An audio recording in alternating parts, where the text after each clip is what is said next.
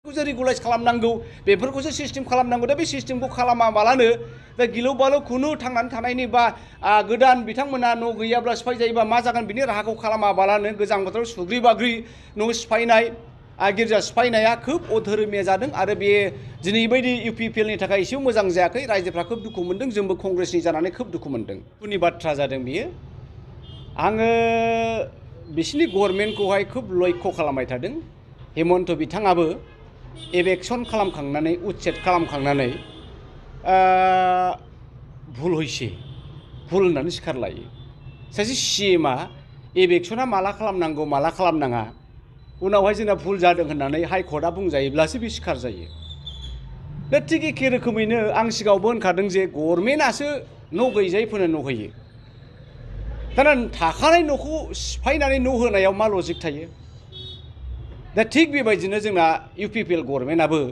प्रमद फेरेंगा सरकाराबो आं बेबायदिनो नुदों महम्मद बिन तुगलकफोरनि बायदि थाखानाय धोनखौ सिफायनानै गोदान धोन बानायनाय मोजां समायना स्ट्राक्चारखौ सिफायनानै गुबुनाव समायना खालामनो नाजानाय दा गुबैयै बुंनो थांनांगौ बाथ्राया बेनो खोब दुखुनि बाथ्राया जाहैबाय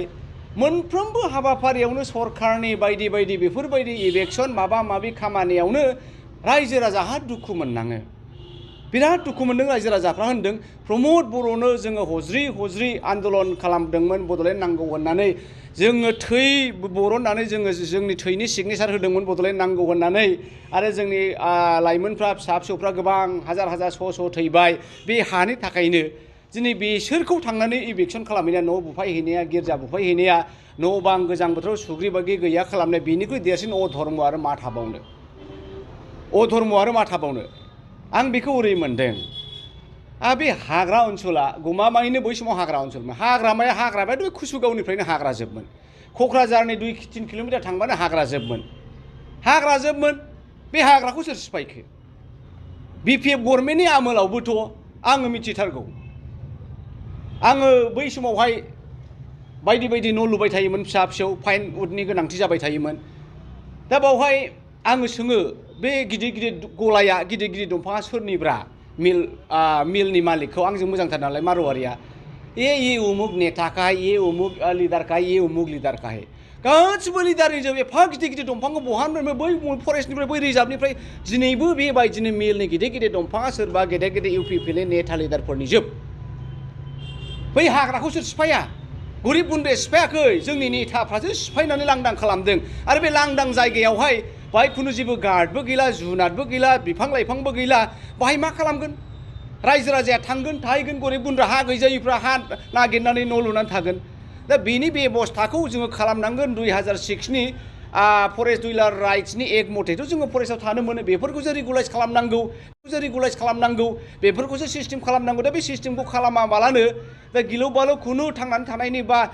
गोदान बिथांमोना न' गैयाब्ला सिफाय जायोबा मा जागोन बिनि राहाखौ खालामाबालानो गोजां बोथोराव सुग्रि बाग्रि न' सिफायनाय गिर्जा सिफायनाया खोब अधोरोमिया जादों आरो बे दिनै बायदि इउपिपिएलनि थाखाय एसेबो मोजां जायाखै रायजोफ्रा खोब दुखु मोनदों जोंबो कंग्रेसनि जानानै खोब दुखु मोनदों हाबनाय समाव 100% गभर्नमेन्टनि सरकारनि लेबसेसानि बेनोखा हठात सोरबाया मालाबा माबा बुंब्लासो बिथांमोना गोसोखांगोन दा गावसोरहा मोनसे डिजाइन थानांगौ आरो प्रमद बर' बिथाङा दिनै आन्दलनकारि फेरेंगा बिथाङा दिनै गावबो आन्दलनकारि बिथांमोना गावसोरनि मोनसे डिजाइन थानांगौ दिनै बेस्राफ्रा थांबाय 6 बोसोर 7 बोसोर थाहैबाय न' बां लुजोब्बाय बारि बागान मोसौ मोसा जाजोब्बाय बेनिफ्राय सिमां नुबाय स्कुल फिसाफोर लुबाय बेबायदिनो गिर्जाफोरबो लुबाय